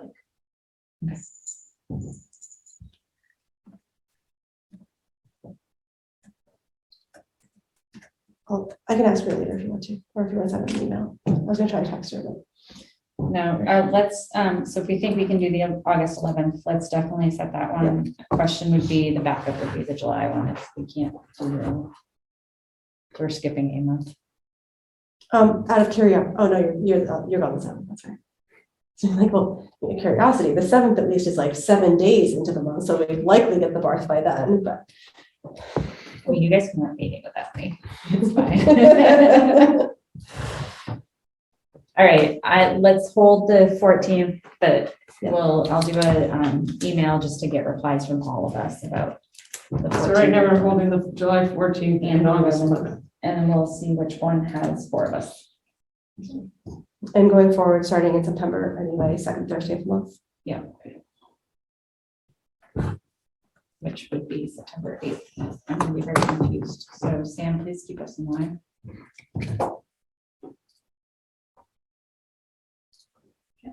Like you do already. Just making sure none of the second Thursdays are like a holiday or, Well, no, they want to be. I don't know, Thanksgiving. Thursdays, it might end up in like November, it might be. Oh, no, it's the 10th. It was a Thursday this year. Veterans Day. Yeah, so there might be, we might need to look at that. We can, let's hold the second Thursday being our intention right now and then check dates. Veterans Day is the 11th this year. It's the Friday. It's the Friday. That's the other thing about going to the end of the month. You get all this kind of policy true. issues. Yeah. That's why that people don't do that. Okay. I will send an email to make sure which of these, July or August, but most likely August. because it would be nice to skip one. Maybe it won't be, I don't know. Which one keeps me more on task, guys? All right, the last item on our agenda right now is the setting our trustee funds budget or target. So I can speak to that a little bit. Great. I got the 20 trailing quarters updated from Sean and Alicia, and what that is it looks back at all of our different accounts over the last 20 quarters, so like a really long time. And what they did, I thought I shared it with everybody, but I didn't. But what they did is they look at what 2% through 4% in increments of 0.5% of each of those amounts is, like, averages out to after over all those quarters. And we had talked about possibly using 3% as a kind of a benchmark or guideline as what we would think of as our budget for the year. Not that we have to. So just hold on for a Yeah. second. So we have all these trust funds that we have, and the intention was for the building. We were haven't sent them because we weren't sure how much that would be for the building, but it's also for materials and support of programs, things to advocate for the library for. So what we had discussed at past meetings was taking a proportion of those funds and saying the library will spend X amount in a year, or the trustees will spend X amount in a fiscal year in support of the library in a way that we get to decide. Okay. So in addition to that, we always give $15,000 from trustee funds every year to the town to put in the materials budget. Did I get that right? Okay. That is to so- offset the staffing costs. Yes. And benefits. Little arrangement, but yeah. So 3% comes out to I don't know if you need the exact number or not, $41,992.11. So subtracting 15,000, that comes out to $26,992.11. So that's the amount that we can think of as being our budget for the year. And again, like, we don't have to use it. It's a guideline, but that's what we can think of as being our budget. I also started, Wendy just joined. Is that you? Yeah. I shared this too. I kind of started figuring out, Sam shared with me what the trustee spending has been for this past several years. So I kind of looked at that and then started making underneath that a list of kind of line items that we might have if we want to kind of plan ahead for what we might put in each one of those. This is very draft. I know Katrina looked at it. And if anyone, it's very open to, like, if you think this should be a line item, shouldn't be a line item, something we might support, but might not support. So just, have a look at it. We don't have to talk about it today, probably. But just something to kind of think about what we might want to spend money on and kind of how much we might want to spend So they haven't spent anywhere near the 21. ever. Okay, so But yeah. Remember, part of this is the care and custody of the building too. So like, if we need to reseed in the fall, these funds would go toward, our trust funds would go towards paying for it, assuming that the fundraising budget has been closed out at that point. right. But it seems like so I like how Kimberly has said this, so appreciate how your mind works, Kimberly, because that makes a lot of sense. So if we know what that is, then we know how much we have left over. Right. But unless those are $10,000 bills for maintenance, we should have enough to continue to fund the stuff we've been funding every year. I think that's true, but I think also I want us to think about, like, what else could, Right. yeah. 100%, Right. right. I would Let's do totally, yeah. more than we've been doing. right? 100%, Yeah. yes, but it looks like we're not. We're not Am I on the close to right it, sheet? yeah. This one? Yes. Okay. Yeah. Since the previous years, we've been spending anywhere from $11,000 to $15,000, and we have 21 to play with. Right. If we go with the 3%. Well, and that some of that 11 to 15,000 that we've been spending year after year is for materials, which we've already taken out of that 41,000. Yeah. Yeah. That 3% is 40. We'll say, let's do round numbers because I can't do it. So we'll say 27, whatever. The 15,000. It was 42 and then set 27. Yeah. So the 15 is already there. And then the 27 is so even if we had a $10,000 bill that popped up for the library, for whatever reason, we would have money to cover it in this year, or we can say, we'll take less next year and cover it, like we can do some of this. This is our target. Like, what is it that we need money for? So like we did Do you recall what the scholarships are for one? It's changed every year. And then in the last 2 years, Mark suggested we do minimum wage per hour. So I think that works out to 2,000. So 2,000 times 2 if we wanted 2 of them. Right. So if we were saying 4,000. 4,000 a year for, So hopefully some is of 2 these, scholarship people working out for the library. Yeah. Like, these are the kind of discussions we can have. so some of these would be nice to kind of, some of these hopefully will know about what we'd be spending, and then kind of the other ones are more open, like, okay, what do we have left, to kind of work with. So, yeah. Like the and- building and gardening and landscaping, I'm hoping we can get some kind of number for that, I know, like a guess anyway. is like Yeah, what the that hard might thing be. about this is we won't know until the fall. Yeah, but We that's won't know if okay, things. but that's grow. okay, like, that's why we're not like We should doing this know. right now. So, but it Brian, could that's be a that we're fairly good- saying, so if we have 20, what are the buckets again? So we need scholarship, we need, maintenance for the library, we also have friends supporting us, like, I'm not sure we should be supporting friends. I'm not sure Just ask that that's, question. yeah, Like, I think that absolutely. category needs to go away. Okay, Like, ideally, the utility bills, we said it was a one-time thing, hopefully it remains a one-time Yeah. thing, but repairs, like, do we need to buy the filters until we get that into the town's budget, that kind of thing. And then did the library of things thing go into the MAR, Sam, or is that different? Like, how does that get funded and what, so what I think what would help me is we have the materials, which that goes into the MAR, but what other things do we need to be paying out of the not trust funds? Like, So museum passes count towards the MAR, okay, the friends pay for those. and the friends pay for that. Okay. And I'm not sure if library things, because library things is such a new thing. I'm not sure if it counts. I would assume it does, because usually what they count are things that circulate to patrons. So that would count. Like if I bought computers and circulated computers to patrons, that would count. So I don't see why a thing wouldn't count, but I can double check. Can you confirm whether that counts toward that or not? But a lot of the things that we have were donated by the Friends money anyway. And Friends has money they want to Right. use for we could say we're gonna set aside X amount of trust funds for libraries and things. Section.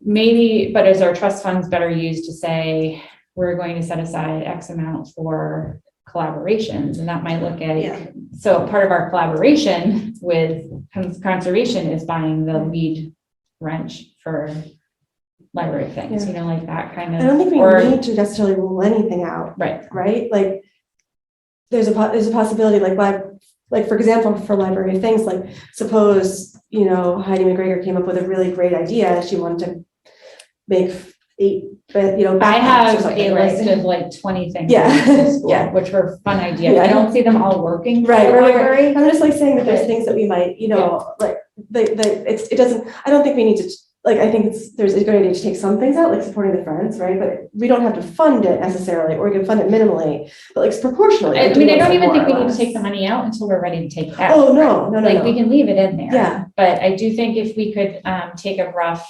Yeah. Look at our next meeting and say, okay, we anticipate, like, if you guys know where costs are coming and how we want it to be, like. Then, so this is, again, we're creating something new. This has Yeah. never, ever happened before. And I think a lot of this is fact finding of like, are That's we what I in was charge gonna of the filters? Do we need to buy them and then hire someone to like, what we're in for right now is to try to figure out what our expenses are, but knowing that in the next fiscal year, we are at $27,000 max.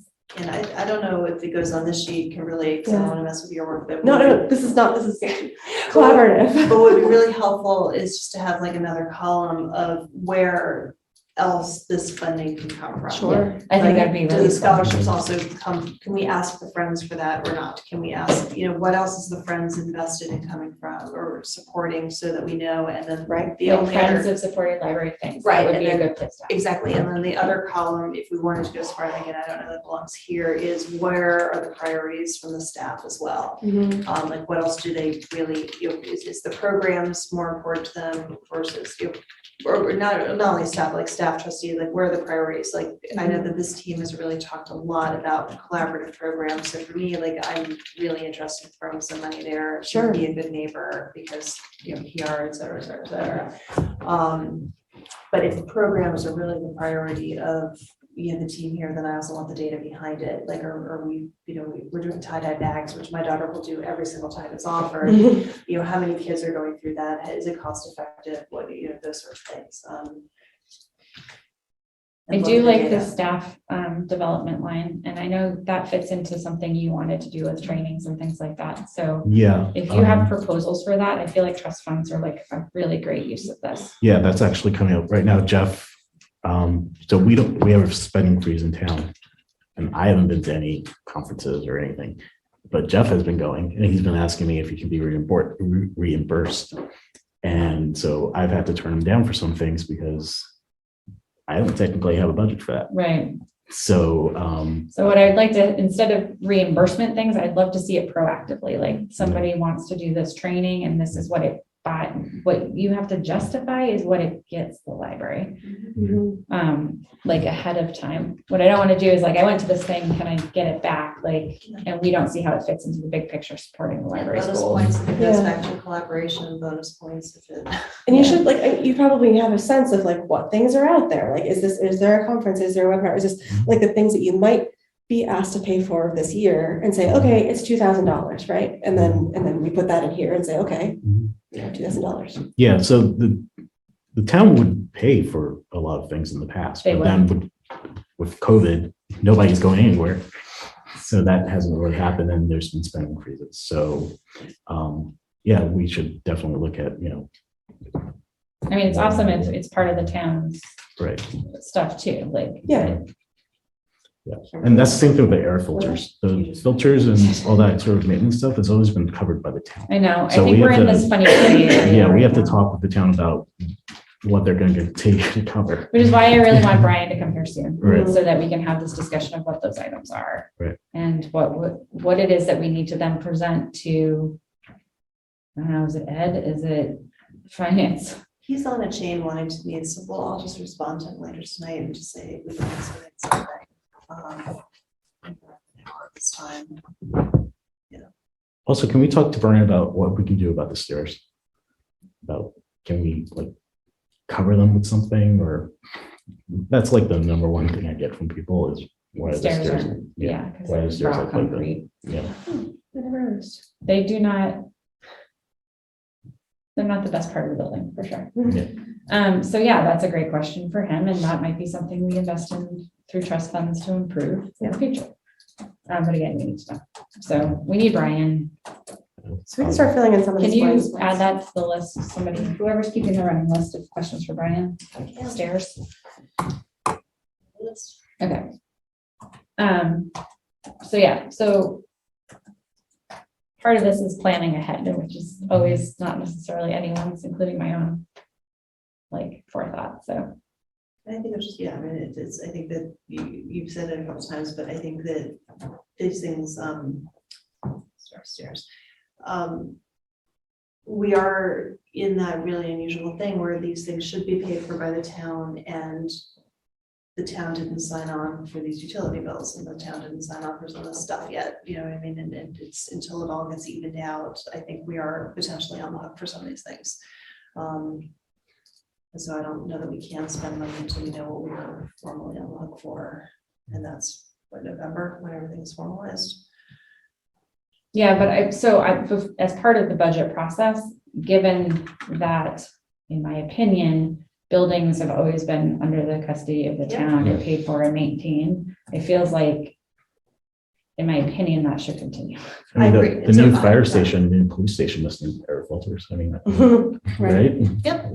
Town pays for, I'm assuming the I town mean, pays. yeah, it's so, I don't think it's the air filters, I think it's more, I'm not worried about that, but I think the electricity we've already seen be. yeah, and we were being, recognizing that like we have a new building and no set cost, everything that we spend this year should be used for budgeting in future years. So like now they have numbers to work on. Yeah. For the future, but what we don't know, what's still blind to me is who is responsible for the things like changing the filters and fixing the breakers, when they, like all of that stuff.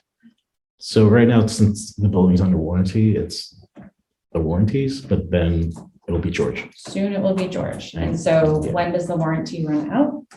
In September. Right. So we really need to meet with George and Brian and make it very clear of who's fixing things and doing the routine maintenance on a regular basis. Mhm. And then for us, we need to make sure that it's happening. But for George, it's also, he's the one who can do it, but will he be allowed to do it? I know, Yeah. we're in negotiating territory here, guys. And he is under The town. he's under the town administrator, right? So which is under the select board. So I have a question about the funding. So we have trust funds. Is there another source of income? Like when you did the mini golf, was that friends? Was that trustees? Was it joint? When we did mini golf, the times that we did mini golf, it was to go into the building fund. So should we want to do mini golf in March 2023, one, we should probably make that decision soon and talk to friends, but, and then make it clear where the money is going and why. So that is something we could do. I do think, so on an advocacy goal basis, I think running a mini golf event once a year is a really good community event. And we could then be good cross-department collaborators and letting other departments have tables, things like that. Sell sponsorships for the holes themselves, simplify the event and go from there. And then if the trustees are doing the work, then we can take money, put it toward whatever. The friends are doing the work, we should negotiate how we're going to, if they are the ones who are getting the money, like we need to be very clear what we're raising money for and who is receiving it. So that is something, discussions we should talk about going forward. Another decision we need to make. So if people have ideas of how that might work out, let's talk soon on that one too. Maybe, so usually reached out to them in September for March. I think that's what started. Maybe it was, we started setting it a whole year ahead. I don't remember.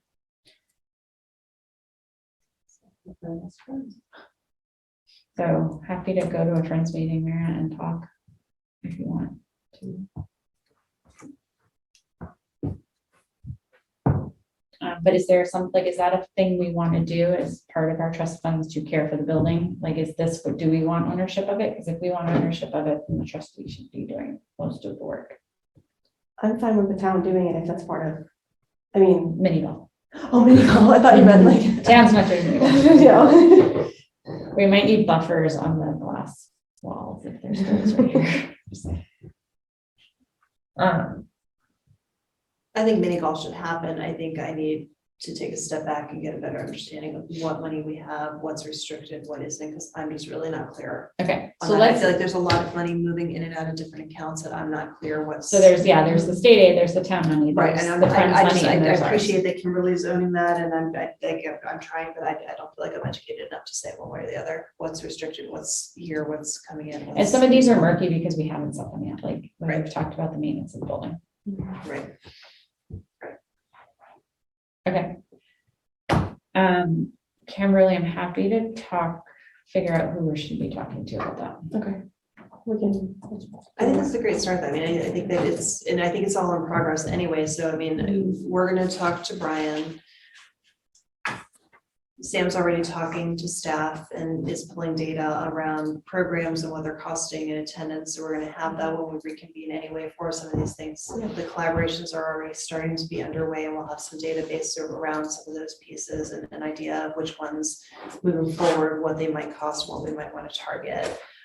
We've got some baseline data on what's in the library of things, wish lists for that, and how often they're breaking, or what we might want to have for some of the repairs. It's not a long window, but we have some of that already. So we're in fairly good shape to start to pop some of these in the next time we meet. So I'm not, And then we'll be even better a year from now. yeah, when we have that yeah, this is data. gonna be a best guess anyway. Yeah. The main takeaway is we should have more than enough for what we, to play with, Yeah. because the numbers we have to play with are way higher than what. Yeah. Let's be honest, we've never spent this much in a year. At all. Right, so Right. we like, I This was, is I'm double saying, what we spent in a year. great big party. It actually is triple what we spent. in a year. Right, but, and again, so that lets us have, you know, the grace if we need to be a good neighbor about a utility bill, that's another one-off, or to support a landscaping, or to pay for a filter as a one-off, like it lets us be a good neighbor situation if we need to, and that feels really good. If we're in that position, so. Because that was the concern last time, is like, what, you know, are we asking for, is 3% too exorbitant, is that not okay, and is that, you know, and it seems like that would get us where we need to I go think this so. year. Mhm. And we don't And need to we will spend learn on- more and adjust. Yeah. Is it 2%? Is it Exactly, right, but. Right. But 4%? And, or is it a year that we know we're doing something major and we need the 4%, you know? Right, We but can for- forecast that out. Yeah, but that seems to allow staff development, which has been put on hold, that seems to allow all the things that we've set as priorities to date. Mhm. So not knowing where the numbers go doesn't really stress me out at this point. Yeah. Okay. And then we can do it with a data informed decision over the next couple of months. So this board is comfortable with, do we need to make a motion on using the 3% for the fiscal year 23? Do we need to I don't formalize think we this? do. I We think don't we actually can- until we're ready to move it. Yeah. Okay. I mean, I think we need to move our budget when we have one. But our goal, everyone's comfortable with the goal of using the 3% target. Yeah. Okay, then let's do it. Let's try to fill in these squares as our best estimate for the. I'm excited. Yeah. I like to fill in spreadsheets. All right, Kimberly, you're on You may not it. know that about me. It will be done in an hour, It will guys. not, because I don't have Amy's numbers. I'm gonna start to get you some numbers, because we're gonna get Brian. Yes. Yes. All right, so at this point, is there any other business we should tackle? The only thing, I hate to bring it up, because I don't want to cause chaos, is there anything signage wise, if people are using that path at their own risk, that we need to consider putting on anywhere? And that's your husband's fault, so it was on my list. My husband's fault. There was So our signs just say, stay off the hill. Like, wildflower garden in process, please don't tread on me or something like that, please don't walk on me.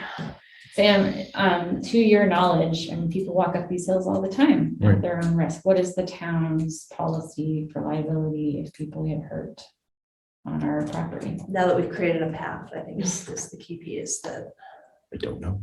we're asking, before we go on social media, and I do think it's a valid point, before we go on social media and say, please use our path, is there a disclaimer we want to include using the path that Katrina and I, as clear experts in path laying, read? So much of a snake or something like that. Do we want to have it use at your own risk at the top of, or at the bottom of it? Is there any benefit to that? Is there someone we should be asking about that? Because I'm happy to make a call, but Who would we ask? I don't know, like, I don't know anyone in town, but I assume the town administrator's office. So when we did the playground, I mean, obviously that's at your own risk, and there's no signage at the playground saying that, like, if you get hurt, you can, you know, like, okay, so I maybe. think it's just common sense. The trails are that way too. Yeah, I didn't bring it up, I just told to bring it to the board. but the trails, you know, the trails are town property, and there are no signs that if you twist your ankle or trip over a root, it's just, I'm very comfortable with that answer, I just, because we're about to do a social media campaign saying, please only use this path, you know, and that was the question. Yeah. All right, This so path then- was put here so you don't destroy the wildflowers, but you still have to use it. Yeah. Yeah, that's a really, I'm not even sure who to ask. Be like town lawyer, Okay. probably don't have to go that far. All right, I'm going to look at what is disclaimers are on things like the trails. and I can whatnot. tell you the notes is clear with the trails. Yeah, that's right. All right, so if, I think we can go I along with don't know the that. trails, I can tell you there's nothing. Channel, Alright, so then- Amy. would Is it probably know. online? Actually, I'm gonna ask you. Yeah, Evidence, there you go, be a good neighbor. I mean, you could also ask Park and Rec because they do oversee all the playgrounds, but I've never seen it at the playground. no, I know that there was no signage included when we redid Castle. There was nothing about play or race. Okay, perfect. I Just have- one thing, if you need a sign, I can make a sign up, but I feel like. I'm going to go home and yell at my husband now. I'm just kidding. Any other business? You were about to say something. Yeah, I forgot to put on here. We need to vote on how many signatures go on the payroll. Thank packets you. I and knew I was invoice missing packets. something. I am so glad you caught that. Yeah. I just All thought of right. it. So the signatures for the Payroll payroll and and the accounting invoice. Yeah. invoices. So it's usually 2. It's usually 2 at this point. It's what I didn't ask Chris is if she would continue. It's been Chris and Mark. Yeah, it's supposed to go, I think Susan sends them out, so it can go to any of you. It's It's been going all, to me right now, it's going to you right like, now. it's going to Chris and I. So you became the new Mark. Does anyone want to be in charge of signing off on Do we this? even have to, or we just have to vote on it? We have to vote on the number. Yeah, you and just have to do vote on the two. number. That's true. All right, happy Before to. it sort of just rotated every 3 months or so. Did it? I don't know, Yeah. yeah. Oh, I have another thing in new business. Speaking of rotating. Okay, I think 2 is 2 the number. People comfortable with, people want 1, people want more. I think it was good. I want to Um, make a motion. No, somebody else. I already made a motion. Chair. I motion that we accept 2 signatures on payroll and other, And invoice invoices, packets, yeah. and invoice packets, yeah. Include the gap. All right, Sarah seconded. All in favor? Aye. Aye. Okay. So 2 signers. And Susan can spread it around, but I mean, if Chris is willing to continue, then Okay. I think that's a thing she is happy to do. You have a new thing. rotating. I did have a new thing. Okay, so this is my brain. Sorry, we're about to enter fiscal year 22. And part of the staff survey was the recommendation that the trustees become more accessible and visible. And one of the suggestions was that a trustee has like a tea with a trustee or an open session to just be present and able to answer questions, meet and greet patrons or town people, whoever wants to come talk to a trustee once a month or something. And if there's 6 of us and we divide that equally, that's 2 months a year. Is this something that we as trustees want to do? And figuring if like I'm in charge of July or, like whoever's, they can set the timing to when they're able to go and willing to go. Does that make sense? And that way we're mixing it up of who we're seeing too at that point. So if I started a calendar of signups of months, you guys wanna? Yeah. 2 months, and if someone really can't do it, we'll just fill And if it's ever appropriate, like depending when you have a staff meeting, Sam, I'd love to pop by, like there are some stuff I just haven't met, because I think here the least just with my school schedule, and it would be Sure. great to put names to faces with everyone. Yeah, I'm planning one for July or August. Yeah, and again, I don't want to get in your way with it, but it would be lovely to come with like banana bread and be like, hi, and just names and faces. in. I also wanted to come to go over the staff survey results, just because it feels like they answer questions into a void and they don't know what it is. I feel like it's fair to come back and I'd be happy to present it to them, and just so they know that we're listening, and if there's other things we're here to listen. We're not trying to. Speaking of that and calendar, we don't have to decide it now, but maybe we should close for staff and staff meetings or staff. Yes, that is a thing you have to figure out is, the proposal of whether we need to close the library for an hour to host a staff meeting, right? Right. Is that the, Yeah, for, an hour or two, just for, so if we're asking you to do quarterly, yeah, so I'll. can you make a plan to propose to us at the next meeting? Sure. That would be great. Because right now we used to do it on either Tuesday or Thursday, but that's when we open at 1. So we could do it in the mornings when the library was closed, but now we open at 10. So it's much harder to find a time, How much time is a normal staff meeting? about 2 hours.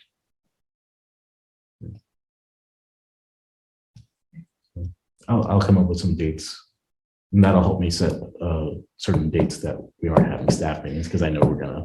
Well, we asked you to come to us with the calendar, so Right. this is step 1 of the calendar. Yeah, I guess if there's a regular closure. Yeah, you're right, changing our hours. We'll have to go. And that goes back to the survey, maybe once we do a survey, we know we can shift hours, then staff meetings, all different things. Lots of things. Okay, we're at the end of our meeting. Anyone wanna, Move to close the meeting. Second. all in favor? Aye. See you in August or July. We will post it. You want to- Yes. Yeah, if you want to make those changes, I will. Come next week. Just tell me when they're ready. I'll